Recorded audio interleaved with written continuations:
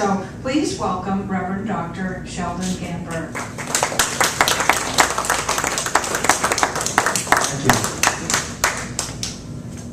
you. And thank you, Aggie, for hooking us up. And thank you for the wonderful reading and treatment. And thank you for Reverend Washer for inviting me here and for just being who you are. You have a wonderful voice. And my heart just is so opens up when I hear that love and compassion that comes through your gift of a voice. And before I start my talk, I just feel guided to say to you that each and every one of us are here for a reason right now. We're living in extraordinary times right now. Each and every one of us are here at this time because we're about to go through a leap and change in consciousness. We're right in the middle of going from a third dimensional state of reality to a fourth dimensional state of reality. And when I say fourth dimension, I mean F-O-R-T-H, not F-O-U-R-T-H. We live in an expanding universe, but yet at the same time, we're here in a third dimensional reality. We're here with the seasons coming forth.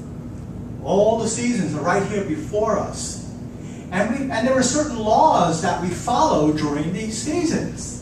But yet we know, yes, there's only one presence, one God in this universe, an expanding God, a God that we can't even see or feel sometimes. But we know in our hearts that the Spirit, this wonderful Spirit is there, but yet we're here on this third dimensional reality. How do we get to where we want to be, which is total oneness, with nothing keeping us from this oneness, and at the same time live an earthly life? We're here on this earth right now, having to deal with earthly things. How do we do this? Well, for me, especially as a practitioner of agent healing, I have learned to use nature and witness nature as my teacher. So today I'm going to share a little bit about what I've learned, and I'm still learning, of course, because it's a constant learning in progress. March 20th was the first day of spring. And as you all know, one of the characteristics of early spring is its changeability. We're moving out of this stillness and dormancy of winter into spring. But at the same time, it's a time of new beginnings. Spring is a time of new beginnings. We're here, although, in the midst of this change. Here's winter, and here's spring. One day it's 80 degrees, the next day it's 60 degrees. We're somewhere in the middle.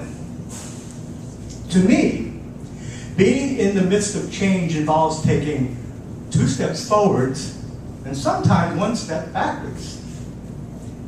Just like the changeability of winter. It's really hard, even though we know it's a time for starting something new. It's really hard to start something new when you're right in the midst of change. It's even confusing sometimes. And as you heard earlier, I'm a doctor of Chinese medicine. And because of my understanding, I realize that some of the feelings that I feel during this time are odd. They come from almost nowhere, but yet I feel them.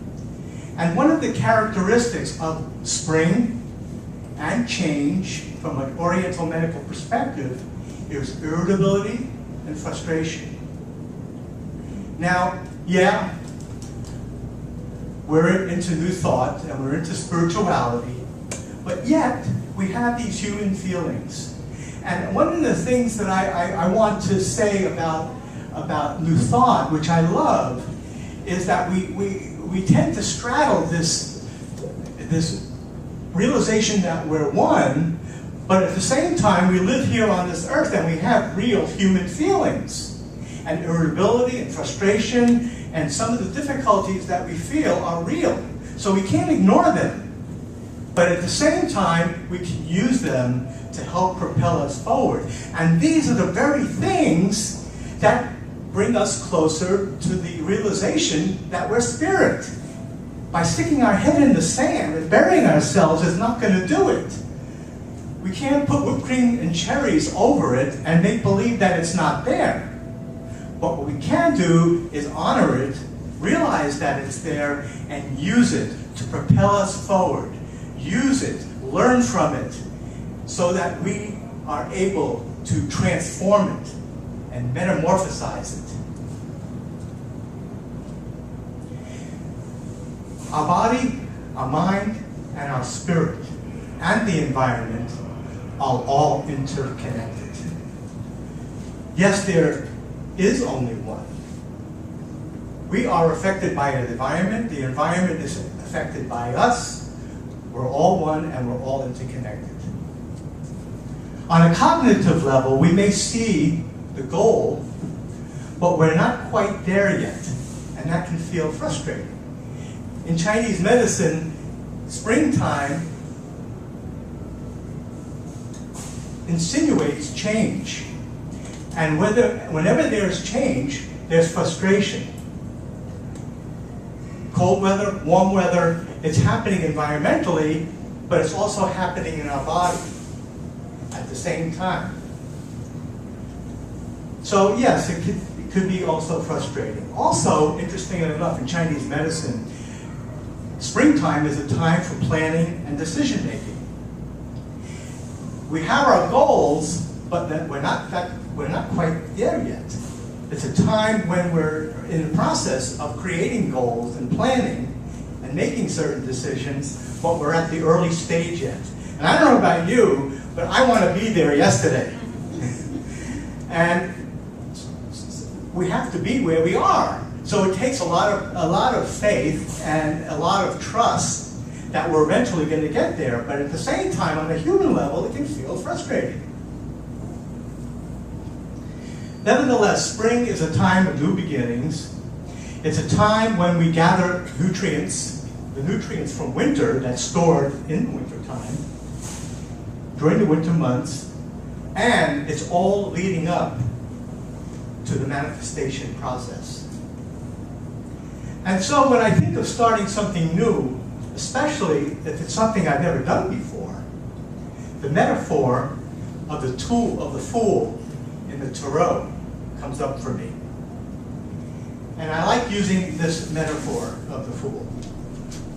Here, we have this innocent character here with one foot firmly planted on the ground and the other foot on shaky ground, ready to take this leap of faith forward, knowing that that there's something there wonderful waiting to happen, but we're not quite there yet. I feel trust and innocence, and I feel really innocent in this place, but it requires taking this leap of faith moving forward. Sometimes I feel as though I have one foot on the ground and one foot ready to take this leap of faith. And I keep on going back and forth, back and forth. Am I going to do it? I'm not going to do it. Am I going to do it? I'm not going to do it. This is the epitome of what this time of year is about for many of us. The Fool is a card. It's a metaphor for new beginnings, reaching a state of renewal, where each day is an adventure, and each moment is lived to the fullest. It represents the beginning of all creativity and a desire to accomplish new goals, or to at least start the process of beginning to create new goals. This metaphor indicates that anything can happen. Anything can happen. And the opportunities are just waiting to be taken advantage of. To me, the Fool represents the need to set forth on a new journey. A journey that may be totally unknown. It often will take us into uncharted territories. It's all about new experiences, personal growth, and development. The Fool asks us to take a leap of faith and trust in the universe. If we're facing a decision and experiencing doubt, the Fool encourages us to believe in ourselves and to listen to the still small voice within and follow our hearts, no matter how crazy or foolish it may seem. It's a time of listening and trusting our heart and not our head. This I have a hard time with sometimes. It may be in my head. If it's in my head, it creates a whole bunch of problems. And sometimes getting it from here, from the old noggin to here, is quite a challenge. One of my human challenges in life.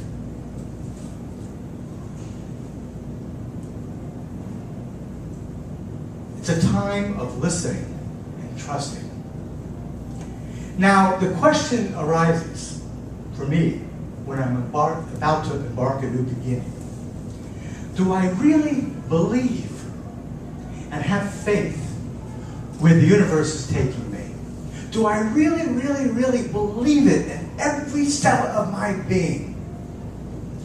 Now, Deborah and I are experiencing this right now. Bring it down home to reality here for us on a human level.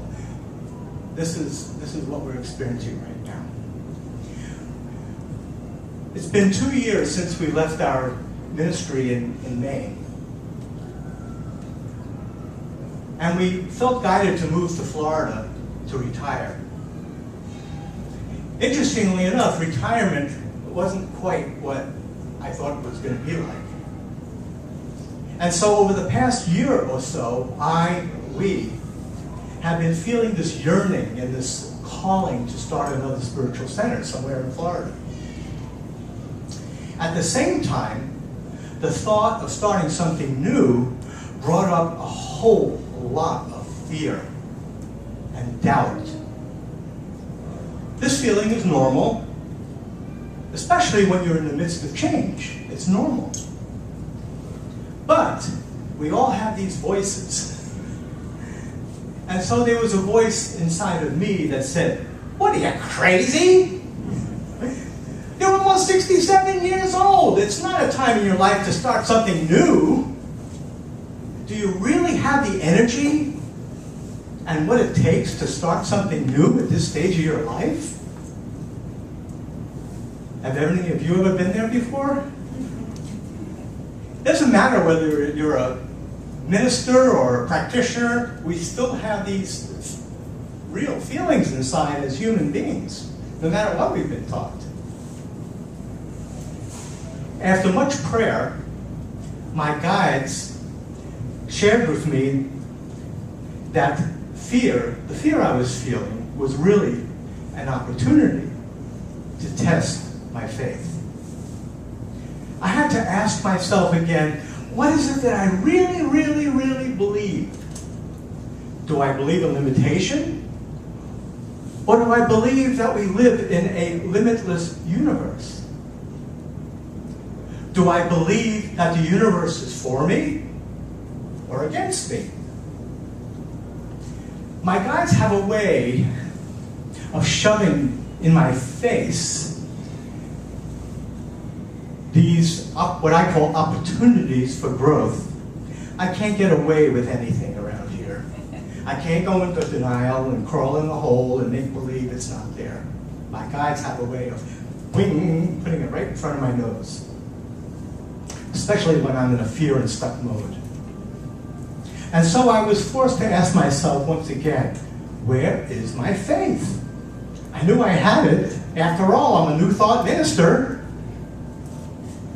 But to be totally honest, at that time I was in the darkness and in the void, and my faith was hiding somewhere. As in the Fool card, sometimes you can desire a new beginning or even see a goal. But there may be a whole lot of stuff in the middle blocking our vision. We may be standing on shaky ground. And so I ask, what happens when we're in the void and our faith is buried deep inside? How do we muster up faith when our faith is not felt inside? We may have it here, but it may not be quite here yet. How do we take a leap of faith when we feel separate or disconnected from Spirit? I was taught in seminary that when our faith is being tested, pray. And if that doesn't work, pray some more. In our days of spiritual innocence, many of us have seen God as this big vending machine in the sky. We figured out the right and perfect prayers or affirmations to get what we wanted. But then comes a day when we feel as though Spirit has failed us, led us down the dark alley. Especially when we didn't get what we wanted. And I've been there time and time again. Even after years and years of studying New Thought. Sometimes it's hard to trust that everything happens for a reason and for our highest good. For me, when doubt and fear sets in, consciously or unconsciously, I begin to shut down and get disconnected. Sometimes we lose our faith. It's somewhere, but we just can't find it. I just want you to know from personal experience that these are the days of our greatest opportunities. Everything does happen for a reason and ultimately for our highest good. In my life, I've learned that is within our darkest moments, thinking nothing can be salvaged, is when we have the capacity to tap into our innate knowing. That Spirit is supporting us despite the appearances. Despite the appearances. Let me give you an example. Deb and I lived here in Florida a while back during the 2004 hurricanes, Francis and Jean. We lost everything. We lost the home, we lost our house.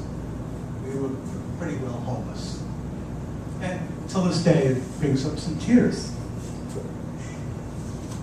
Tears of sadness and tears of joy at the same time. I remember as we were in the hotel room, we were in a hotel shortly, we were given through FEMA an opportunity to stay in the hotel to wait to see what was going to go on there. And as we were on our way to get into the car to go off to Orlando, I felt a strong message from my guides, from the Spirit, take a book with you. And so I felt myself going over to the bookcase. And all of a sudden, I grabbed this book. I recommend it very highly. Finding Yourself in Transition by Robert Brummett. He turned out to be, later on, one of my teachers in Unity. An excellent book. And so I read this book, and literally the rooms were shaking from the wind of the hurricanes. And I found myself reading and reading and reading and reading and reading.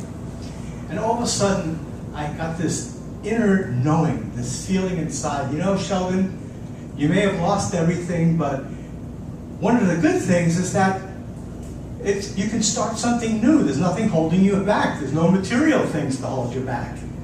And so Deb and I simultaneously thought, Sheldon, it's time for you to go to ministerial school. We didn't have any money, but we hopped in the car, drove off to Missouri, went to Unity. We both got jobs at an apartment like that. We wound up working at Silent Unity in the prayer ministry. I applied, got into ministerial school, still didn't have the money to pay for it. And all of a sudden, these grants appeared. The money came to pay for ministerial school. I didn't have the books to get that I needed for school.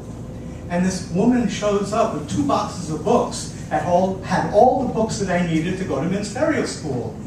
Everything fell into place. Everything fell into place. Here, a catastrophe, losing everything, and because I listened to Spirit, the doors opened. The doors opened. And so I would like to say that when our faith is being challenged, we have the key to open the door and unlock our faith. When our faith is strong, we can manifest just about anything. In my experience, here's just a few things that I'd like to share with you. Some difficult circumstances are meant to shadow our fixed points of view and our comfortable preconceptions and notions of reality. Sometimes, for whatever reasons, we need to hit rock bottom, to open ourselves up to a divine redirection that we haven't considered before, like Deb and I and the hurricanes. This is, for some reason, the way the universe works. If we're willing to take the risks by trusting our inner knowing, doors that we thought may have been closed may open up before us. We're not here to live safe, ordered lives, but to expand in consciousness, open our hearts, and express authentic compassion. That's what we're here for. The spiritual journey is never about what happens to us. The spiritual journey is about how much love, presence, and fire we bring to our lives, no matter what. Over time, I have come to understand that moving through my greatest fears is usually the very thing that helps me find my courage, my strength, my love, my compassion, and faith.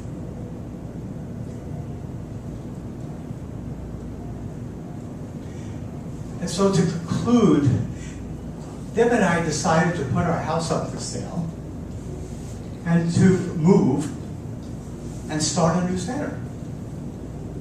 We trust that the universe will show us the way. We can see our center as an idea directed by Spirit. But we can't see exactly how it's going to be manifested. We have no idea where it's going to be. It'll be here in this part of Florida, in another part of Florida. But we have our house for sale. We're telling the universe, we mean business. We really, really, really mean business, and we trust and have faith through our hurricane experience and many other experiences that the universe is going to help us land softly. We know that we will find the right and perfect place. And yes, indeed, we still feel some frustration, human feelings, human experiences. We still feel some doubt. we still feel some fear along with our strong faith. This is what being human in a spiritual universe is all about. So it is.